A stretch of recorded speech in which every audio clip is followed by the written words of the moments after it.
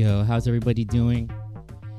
Happy Monday. Happy MLK Day 2021. Hopefully you guys had a day to reflect on what Dr. Martin Luther King meant to you. And it wasn't just another day off. I know me and my family are used to going and joining on the Freedom Train to San Francisco from San Jose and marching and gathering with everybody in San Francisco and reflecting on, the day. And we can do that today because of, what we're doing. So, I decided to kind of put together some content that we can use to reflect here on Twitch. So, I put together a few clips that I felt that were significant. And also, I found this house track that, had the dream speech that I wanted to start off with and end with. So I'm going to play it real quick while everybody kind of just reflects and enjoy. We have a few chat commands that are specially made for today's events that will trigger some GIF animations on the upper left. So if the mods can post that, you guys can use it. Feel free to use it. You can also, go and trigger the lights in my chat. If you can go into your chat, you can change the color of my lights, which is kind of cool. So so go ahead and kick back, relax, reflect. Use the chat to talk to people how you feel. You'll see the GIF animations, put them up. We'll listen to this song real quick, and then we'll get to the content.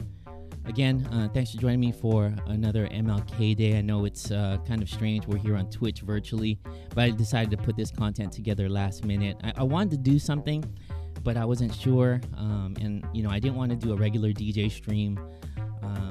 So here we go. And welcome. And if you can, hit that follow button.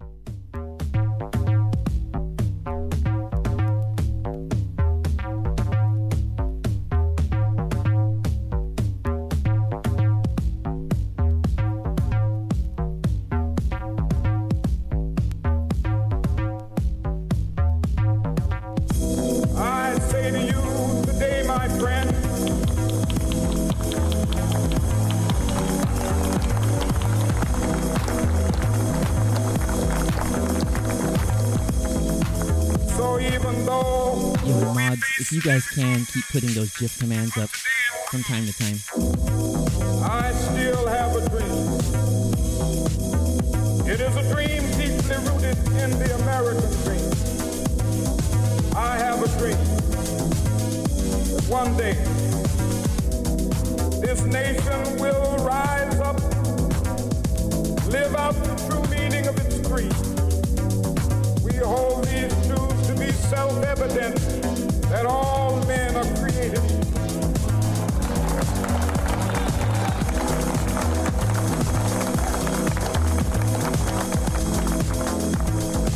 I have a dream that one day on the red hills of Georgia, sons of former slaves and the sons of former slave owners will they be able to sit down together at the table of brotherhood. I have a dream that one day, even the state of Mississippi, a state sweltering with the heat of injustice, sweltering with the heat of oppression, be transformed into an oasis of freedom and justice. I have a dream. My four little children will one day live in a nation where they will not be judged by the color of their skin, but by the content of their character. I have a dream today.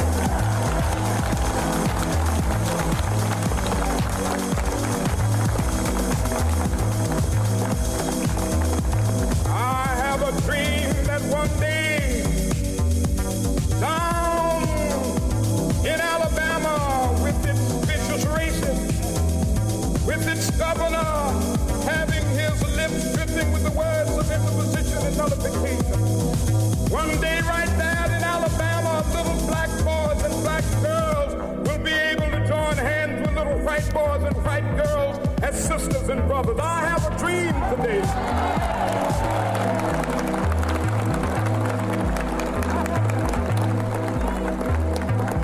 I have a dream that one day every valley shall be exalted. Every hill and mountain shall be made low. The rough places will be made plain, and the crooked places will be made straight. And the glory of the Lord shall be revealed, and all flesh shall see it together. This is our hope. This is the faith that I go back to the South with. With this faith, we will be able to hew out of the mountain of despair a stone of hope. With this faith, we will be able to transform the jangling discords of our nation into a beautiful symphony of brotherhood.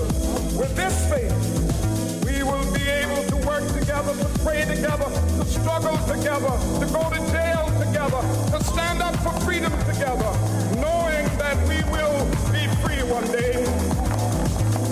This will be the day. This will be the day when all of God's children be able to sing with new meaning, my country tears of thee. Sweet land of liberty of thee I sing. Land where my fathers died, land of the pilgrim's pride. From every mountainside, let freedom ring. And if America is to be a great nation, this must become true. So let freedom ring. From the prodigious hilltops of New Hampshire, let freedom ring. From the mighty mountains of New York, let freedom ring. From the hiking Alleghenies of Pennsylvania, let freedom ring. From the snow-capped Rockies of Colorado, let freedom ring. From the glacial slopes of California.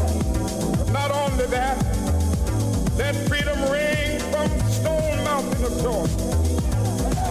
Let freedom ring from Lookout Mountain of Tennessee. Let freedom ring from every hill and molehill of Mississippi, from every mountainside. Let freedom ring, and when this happens, when we let it ring from every village and every hamlet, from every state and every city, we will be able to speed up that day when all of God's children, black men and white men, Jews and Gentiles, Protestants and Catholics, will be able to join hands and sing in the words of the old Negro spiritual, free at last, free at last, thank God Almighty, we are free at last.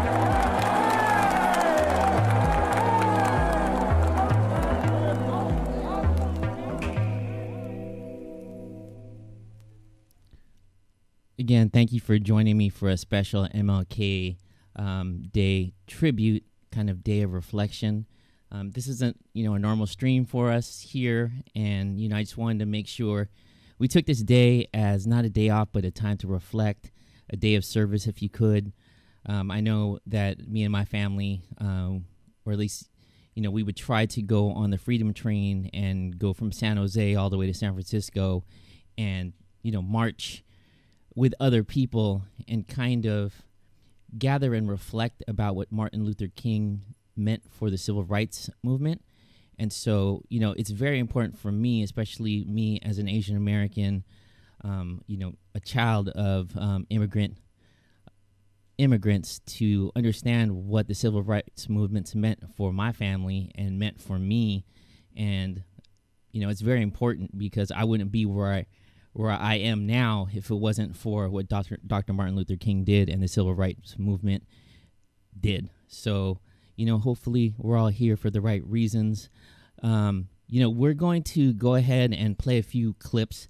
Some of them might overlap, but since people come in at different times, I'm going to play them anyway. This next clip is Alabama City. It's remembered as, one of the climactic battles in the civil rights movement. So here we go. And thanks for joining me on this Monday. Hopefully, you guys are doing well.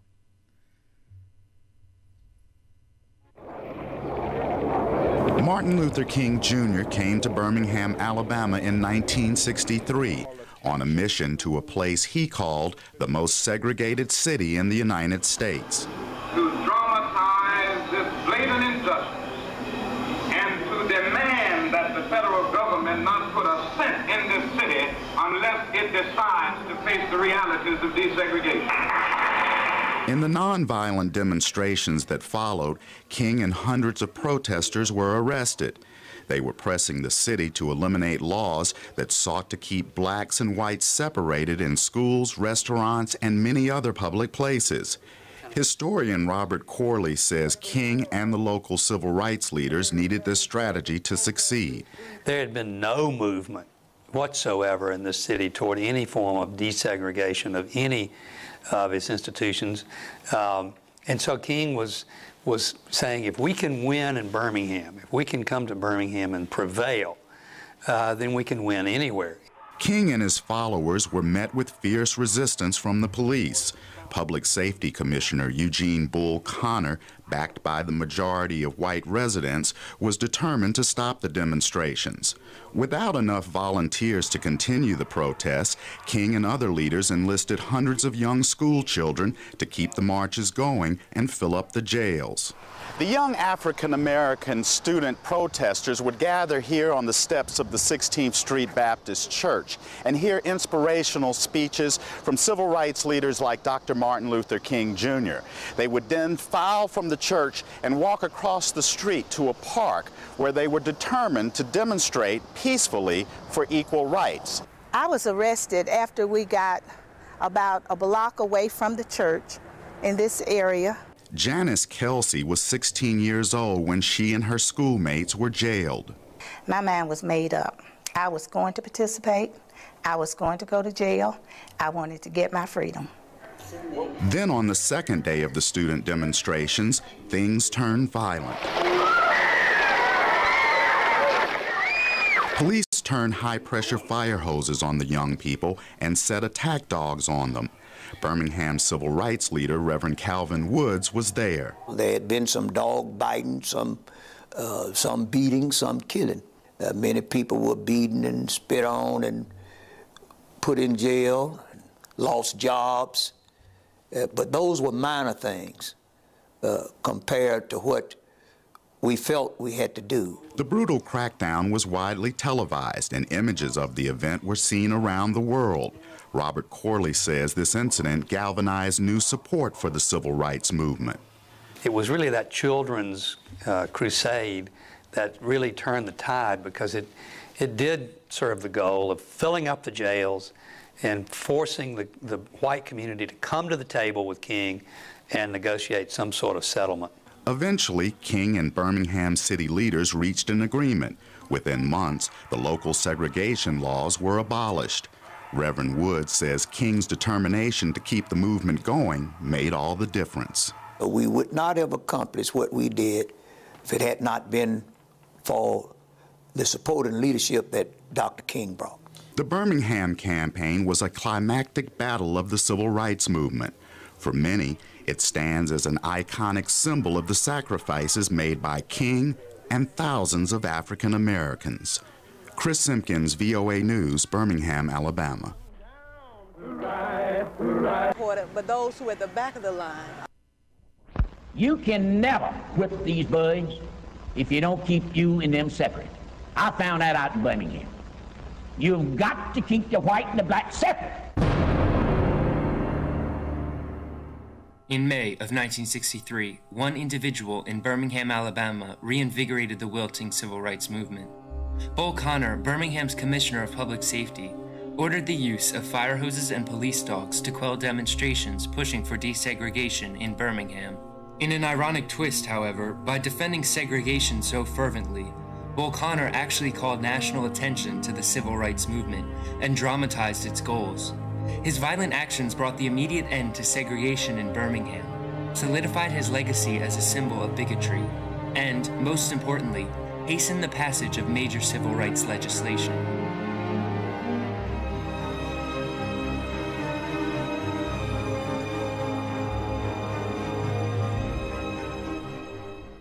Starting in the 1950s, dramatic changes began to sweep the entire nation.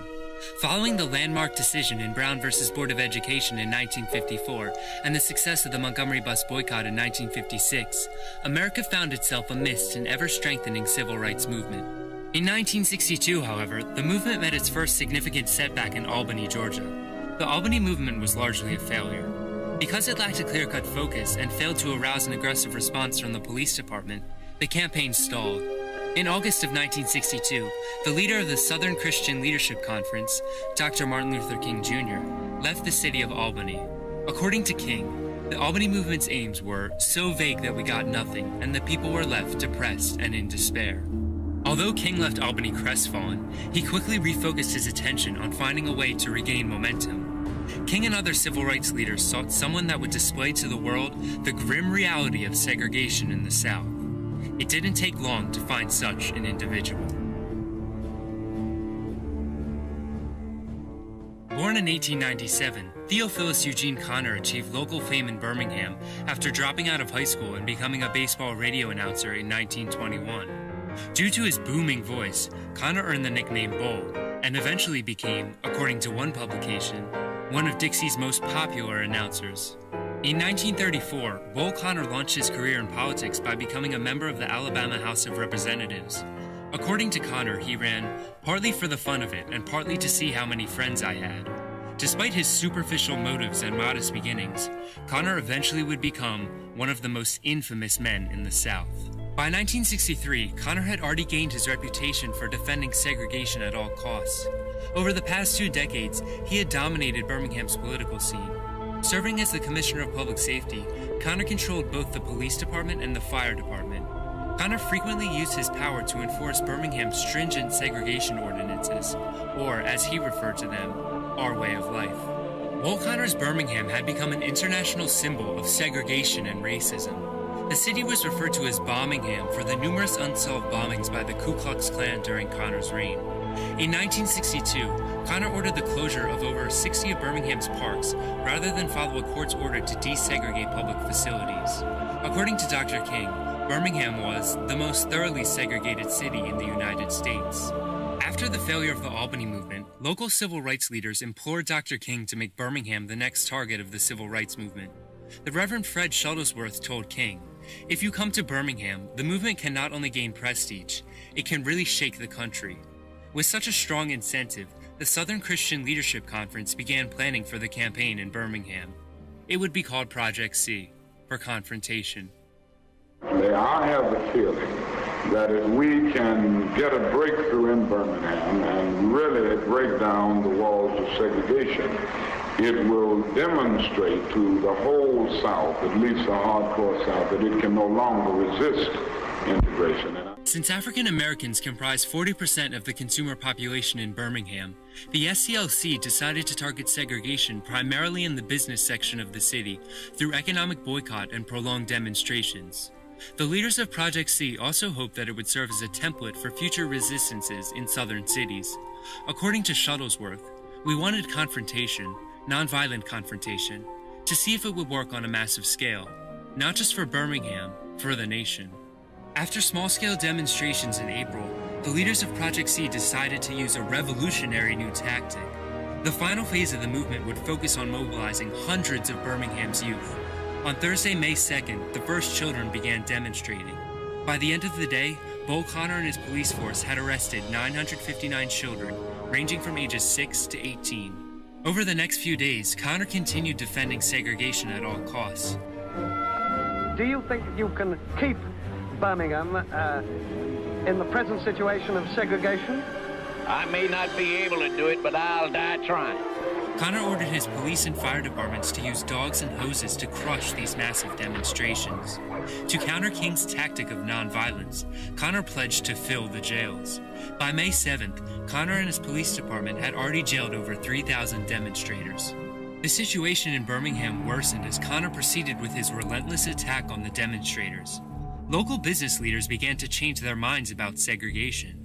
Because of the economically crippling effect of the boycott and the state of race relations, the Senior Citizens Committee, a group that represented the majority of Birmingham's businesses, agreed to desegregate lunch counters and hire African American workers. Announced on May 10th, the Birmingham Agreement struck an enormous blow for integration. Bull Connor's extreme actions had clearly backfired, but his violent actions would eventually backfire even more. Bull Connor's recalcitrant behavior and positions allowed the press to be able to focus thoroughly on what was happening within a movement experience. Over 200 reporters from local and national media outlets captured Connor's segregationist tactics in pictures and video.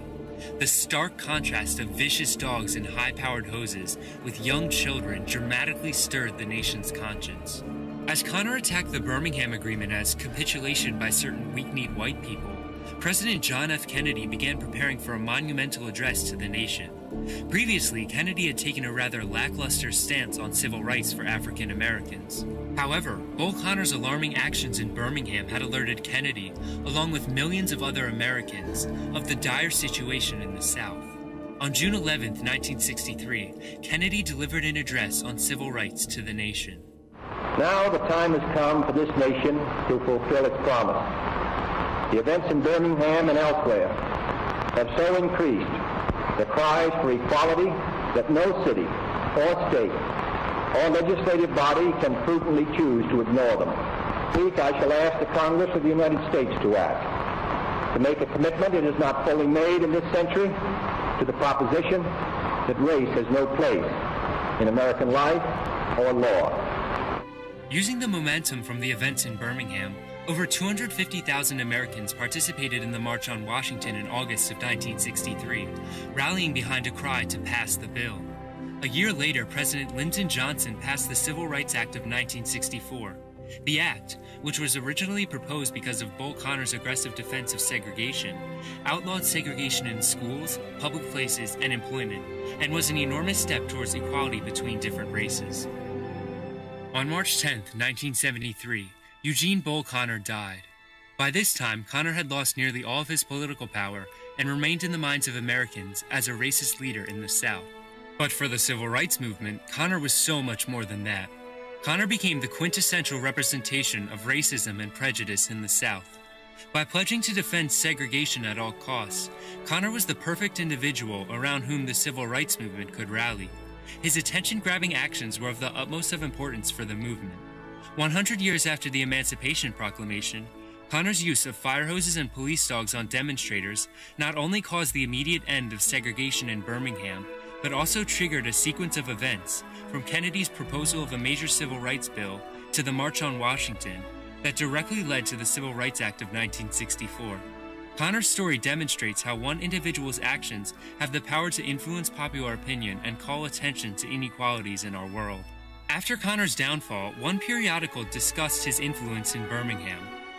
Without Bull dominating the Birmingham scene, race relations in the city would have been far in advance of what they are, for in season and out he gave encouragement, aid, and comfort to the intellectually prehistoric mass mobs who have shot, bombed, and persecuted Negro citizens in an effort to thwart their advance to full manhood status. What this author could not understand, however, was just how crucial Connor's role was in advancing race relations in not only Birmingham, but in the whole nation. Connor has been called the perfect adversary because he embodied all of the ugliness of segregation in the hardcore South. Pictures of his racist actions alerted the nation of the inequality in everyday life in the South and led to an unanticipated revival in the previously wilting civil rights movement. Reflecting back on the events in Birmingham, President Kennedy remarked on the importance of Connor in the civil rights movement. He said, "The civil rights movement should thank God for Bull Connor. He's helped it as much as Abraham Lincoln."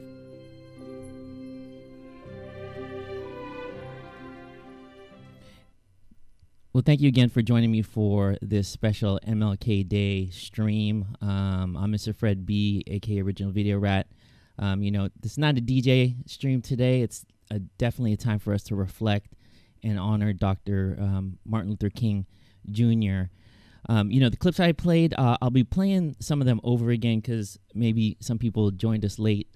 But after, we're going to go raid another DJ who's doing a DJ set, but curated music, uplifting music, Dennis versus Food. But I'll keep playing some of these clips over after the playlist is done. But feel free to chat amongst each other in the chat. Use the special GIF commands. There's a few GIFs and images honoring Dr. Martin Luther King. So please enjoy the stream. Reflect. Hopefully you have your friends, family, your kids watching. share the stream. I'll be on, for another few minutes as we reflect. So please share the stream. Thank you. As a story, the civil rights movement had it all. Good versus evil, drama, social upheaval. But at first, America's major media ignored it, especially in the South. It was our responsibility to find a way to dramatize the issue. Congressman John Lewis says that the movement's leaders realized to bring change, they needed to reach white Americans. How did you do that? As a movement, we literally put our bodies on the line. Influence on the civil rights coverage. Hank Klibanoff co-wrote The Race Beat, a book about the media and the movement. Well, race was a big story in the South, beginning in the 40s and 50s. It's just that no one knew about it. Finally, by 1957, major northern newspapers discover the drama and the story. How do you feel about integrated passengers? The television networks followed. Even major southern media paid attention to the open hatred. You've got to keep the white and the black separate. And the violent response to peaceful protest. If you're going to beat us in the light of day. Beat us while the camera's on. This was Selma, Alabama, 1965. Among the bloodied, John Lewis. American people could not stand it. To see young children and old women being knocked down by fire hoses and chased by police dogs. We will dramatize this whole situation by marching by the thousands. Television also found Martin Luther King. The Reverend Martin Luther King, Jr. will face the nation. Americans heard a leader who shattered racial stereotypes. We feel that the time has come for a full-scale assault on the system of segregation. This man is someone you could actually talk to and who seemed quite reasonable. And for white Southerners, this was new information. And part of a national awakening. It was the media that carried our message to the rest of the nation. Protest became progress once the media woke up and Americans rose up. Thank God Almighty, we are free at last. Mark Strassman, CBS News, Atlanta.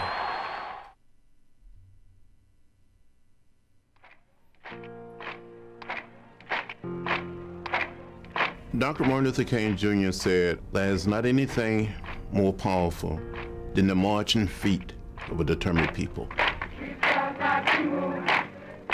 As a kid, there was not much I could aspire to. We were diminished in the way we thought we could access power and be part of the American fabric. And so, with this gigantic march, we were saying to the world, this land of great opportunity, this land of liberty has an asterisk beside it. It is a land of freedom for everybody else except black people.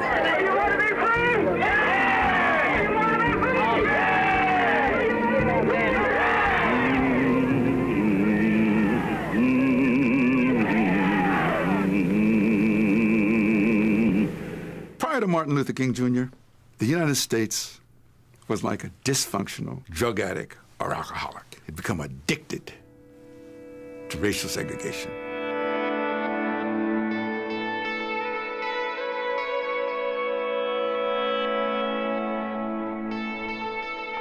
At the end of the Second World War, we were under the belief, if we were triumphant over fascism, that the men and women who returned from that conflict would be celebrated and honored. When I was growing up in rural Alabama and would see those signs that would say, white waiting, colored waiting, white men, colored men, I would ask my mother, my father, my grandparents, why? They would say, that's the way it is. Don't get in the way. I first knew of Dr. King the way everybody knew of Dr. King. All of a sudden, one day in the midst of this turmoil in some faraway place called Montgomery, Dr. King was pressed into service and took over the leadership of the Montgomery bus boycott. We heard of him almost immediately because not only did he accept the leadership, but he pressed this idea that we should do it nonviolently. I was deeply inspired by Dr. Martin Luther King Jr. to find a way to get in the way. So I used nonviolence by sitting on a lunch counter stool, by going on the freedom ride to get in the way. The Freedom Ride was an attempt to break the segregation laws on interstate transportation, on buses and on trains. There were 6 whites on the Freedom Ride and 7 blacks. We would sit together, black and white. In Rock Hill, South Carolina was where we encountered the first violence, with John Lewis being pretty well beaten up.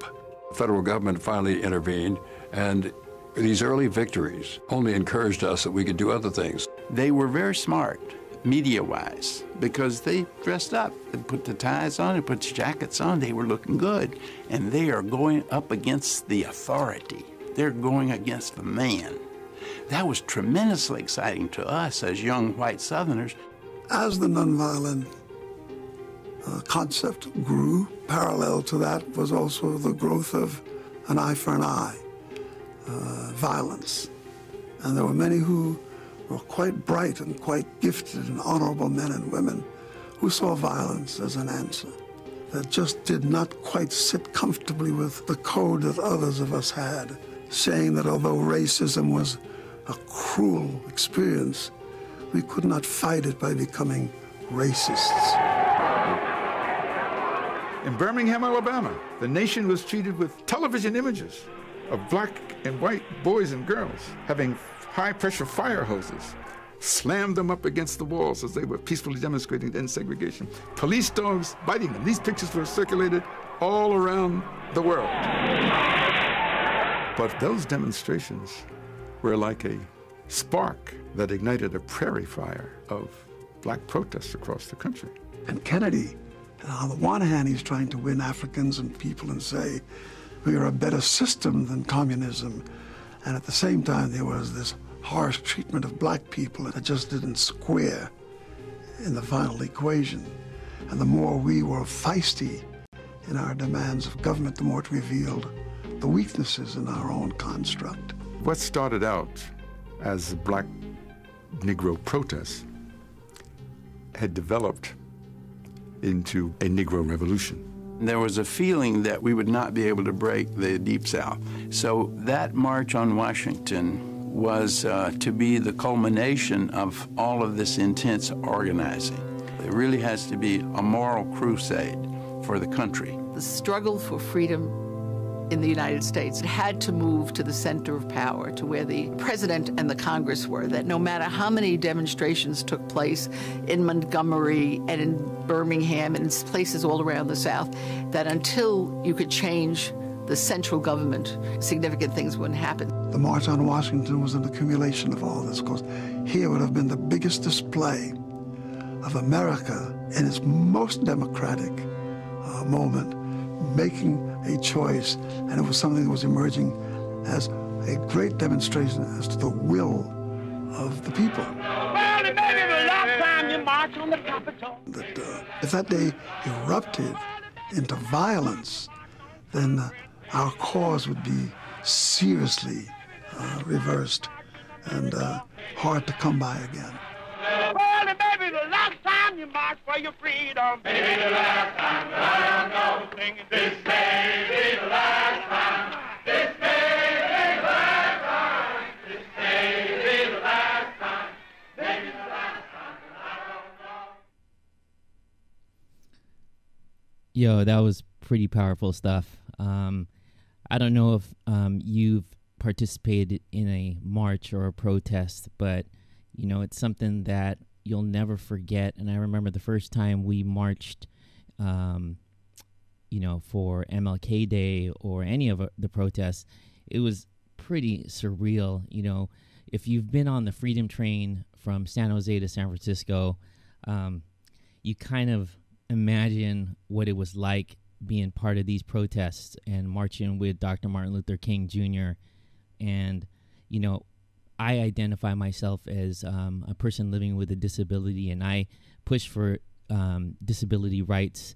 And without Martin Luther King and what he has done, I wouldn't have rights, or people living with disabilities wouldn't have rights. So, you know, it's very important for me to continue fighting for, you know, civil rights, especially in this day and age. But if you haven't had the chance to do a march, I know right now here in the Bay Area and some parts of the country, it's not that safe, especially with what's going on. But if you can, you have the opportunity, please do it. It's powerful, it's meaningful, and I'm sure you'll never forget it.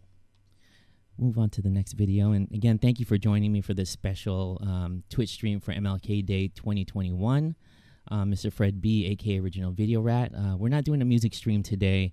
We're just reflecting. Since we really couldn't gather together here in the Bay Area, I decided to curate some content and do a special MLK Day stream because I can. And so, you know, that's the cool thing about it. Like, I know I wanted to do it yesterday. I got tired, and midway I was like, oh, let me put together an overlay. Let me make sure I got my content, and let me get the Twitch commands right and turn off all the crazy extravagant stuff I have on my stream. So I'm glad you guys are here vibing with me and, you know, making sure we're here reflecting together as a, you know, community. Peace. They came with horses.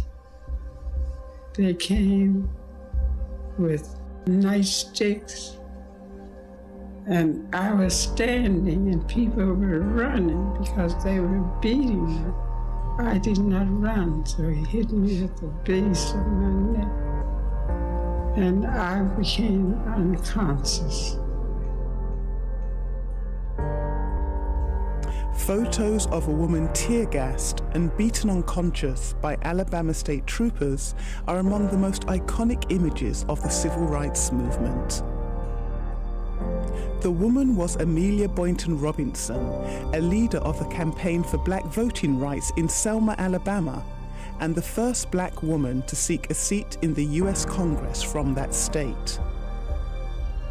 She had helped organize a demonstration on March 7, 1965, to protest the killing of a young African-American church deacon named Jimmy Lee Jackson by an Alabama state trooper, and to continue the fight for voting rights. The Selma establishment was known to be among the most egregious in barring blacks from the polls. But what started as a peaceful protest ended with unspeakable violence. The veteran activist clearly recalls the events of that day, and she recently recounted them to middle school students in Los Angeles. Under Dr. King, we decided that what we need to do is to have a bill that would let Negroes become registered voters. We were going to march from Selma, Alabama, which is on the river bridge, to Montgomery. I was near the front at the beginning. They came with horses. They came with nice sticks. And I was standing and people were running because they were beating me. And then he hit me on my shoulder. I did not run, so he hit me at the base of my neck. And I became unconscious. They drug me off of the highway. And there I lay. I don't know how long. But somebody said to one of the state troopers, she's dead. So they reported it to Jim Clark, who's the sheriff. And he said, if she's dead, let her alone and let the buses eat.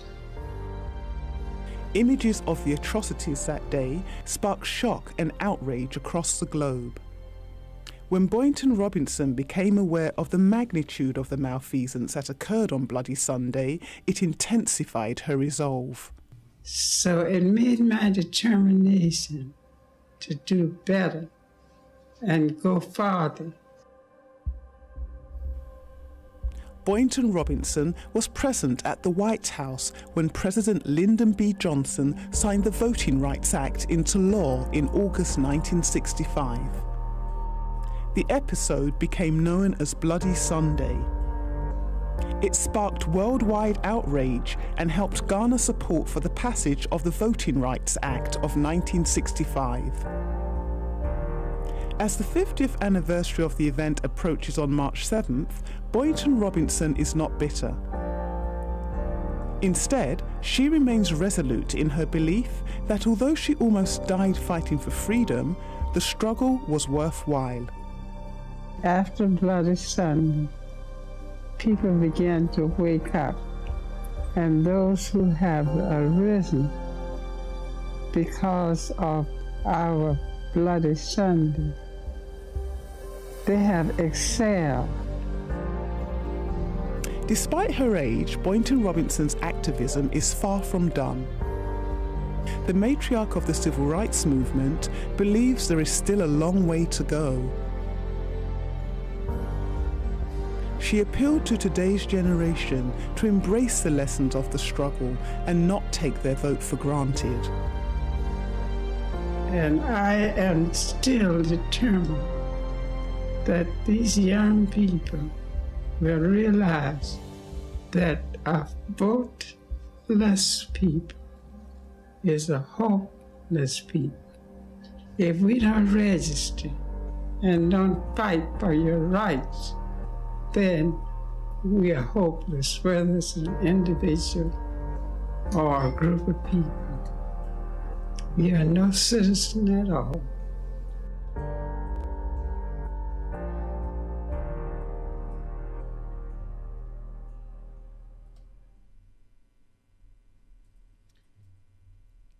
Again, powerful stuff. Hopefully you guys have had a chance to watch some of the films that are about, Selma and the marches. I know if you have cable here in the Bay Area, there's a lot of content that you can watch that's free. If not, you can go on YouTube and kind of watch some of the clips, but a lot of the documentaries are obviously so powerful because it's real, but a lot of the reenactments in the films are just as powerful. I know we're going to watch a film later on, The Hate You Give, later on. We've watched it before, but we're going to watch it over again. And, obviously throughout this whole week, we're going to be watching some films that have to do with the civil rights movement. This next clip is Dr. Martin Luther King talking about what is your life blueprint. This is the most important and crucial period of your lives, for what you do now and what you decide now at this age may well determine which way your life shall go. And the question is whether you have a proper, a solid, and a sound blueprint. And I want to suggest some of the things that should be in your life's blueprint. Number one in your life's blueprint should be a deep belief in your own dignity, your own worth, and your own somebodyness. Don't allow anybody to make you feel that you are nobody. Always feel that you count. Always feel that you have worth. And always feel that your life has ultimate significance. Secondly, in your life's blueprint, you must have, as a basic principle, the determination to achieve excellence in your various fields of endeavor. You're going to be deciding as the days and the years unfold what you will do in life, what your life's work will be. Once you discover what it will be, set out to do it, and to do it well. Be a bush if you can't be a tree. If you can't be a highway, just be a trail. If you can't be the sun, be a star. For it isn't by size that you win or you fail. Be the best of whatever you are. And finally, in your life's blueprint must be a commitment to the eternal principles of beauty, love, and justice. Well, life for none of us has been a crystal stair, but we must keep moving. We must keep going. If you can't fly, run. If you can't run, walk. If you can't walk, crawl. But by all means, keep moving.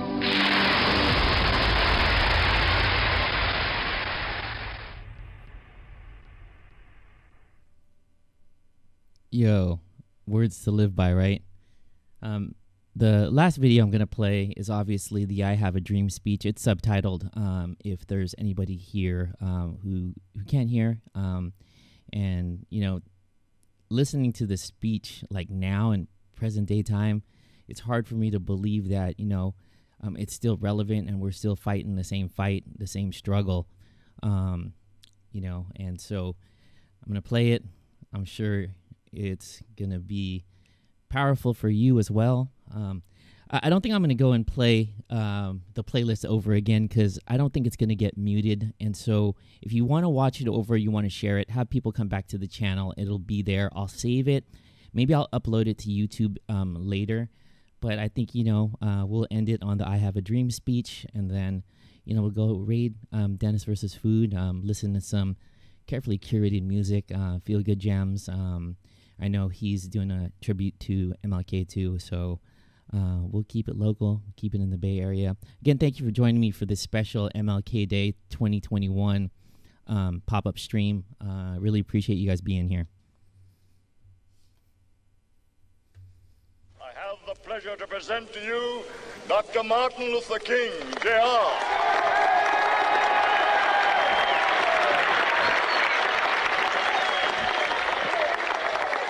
I am happy to join with you today in what will go down in history as the greatest demonstration for freedom in the history of our nation.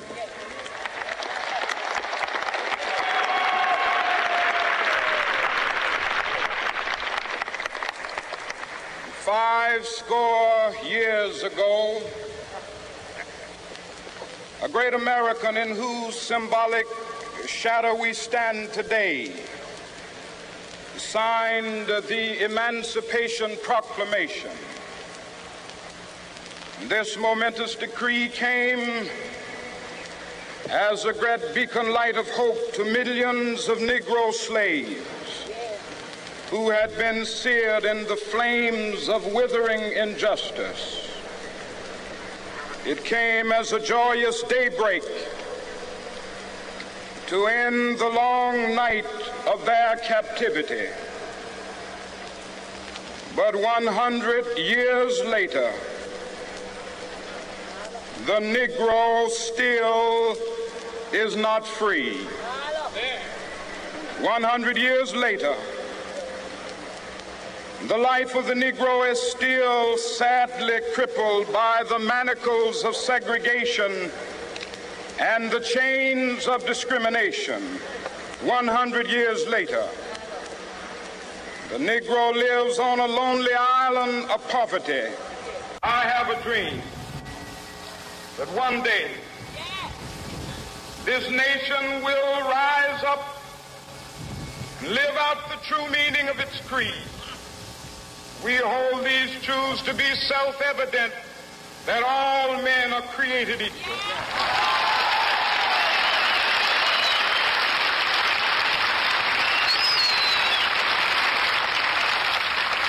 I have a dream that one day on the red hills of Georgia, sons of former slaves and the sons of former slave owners will they be able to sit down together at the table of brotherhood. I have a dream that one day, even the state of Mississippi, a state sweltering with the heat of injustice, sweltering with the heat of oppression, will be transformed into an oasis of freedom and justice. I have a dream. My four little children will one day live in a nation where they will not be judged by the color of their skin, but by the content of their character. I have a dream.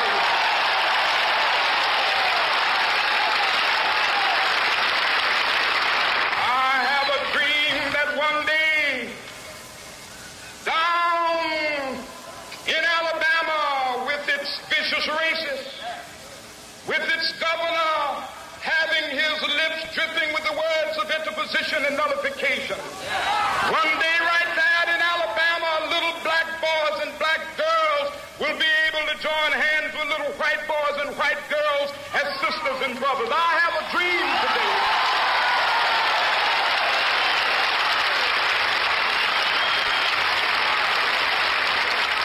I have a dream that one day every valley shall be exalted, and every hill and mountain shall be made low, the rough places will be made plain, and the crooked places will be made straight, and the glory of the Lord shall be revealed, and all flesh shall see it together. This is our hope.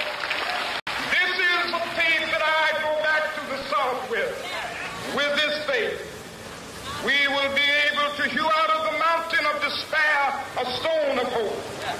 With this faith, we will be able to transform the jangling discords of our nation into a beautiful symphony of brotherhood.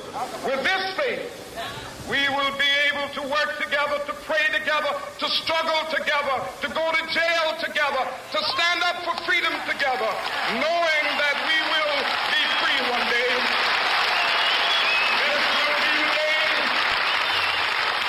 This will be the day when all of God's children will be able to sing with new meaning, my country, 'tis of thee. Sweet land of liberty, of thee I sing. Land where my fathers died, land of the pilgrim's pride. From every mountainside, let freedom ring. And if America is to be a great nation, this must become true. And so let freedom ring. From the prodigious hilltops of New Hampshire, let freedom ring. From the mighty mountains of New York, let freedom ring. From the heightening Alleghenies of Pennsylvania, let freedom ring. From the snow-capped Rockies of Colorado, let freedom ring. From the curvaceous slopes of California.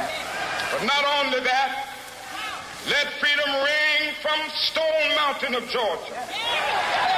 Let freedom ring from Lookout Mountain of Tennessee. Let freedom ring from every hill and molehill of Mississippi, from every mountainside. Let freedom ring, and when the capital,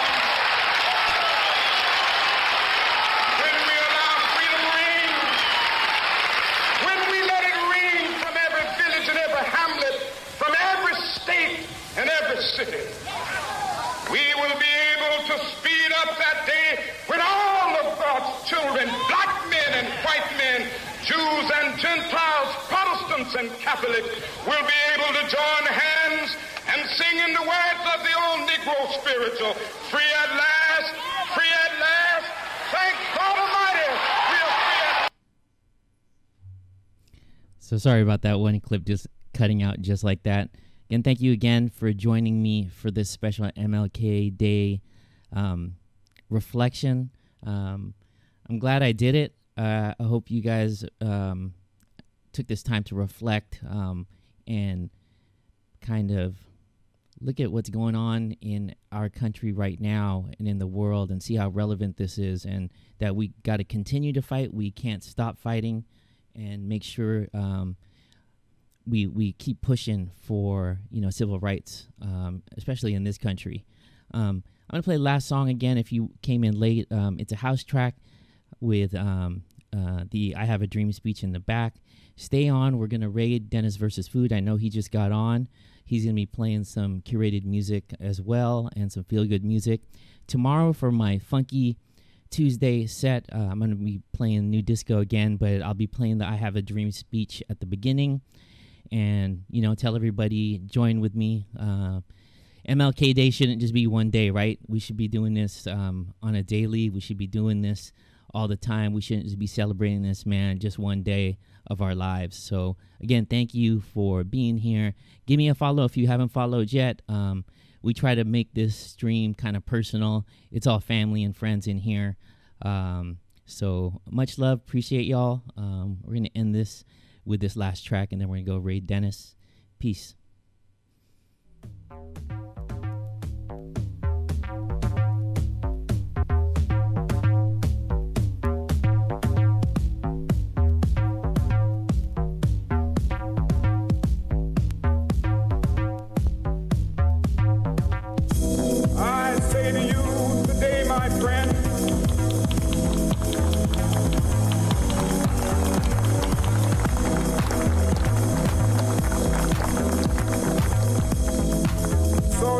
although we face the difficulties of today and tomorrow,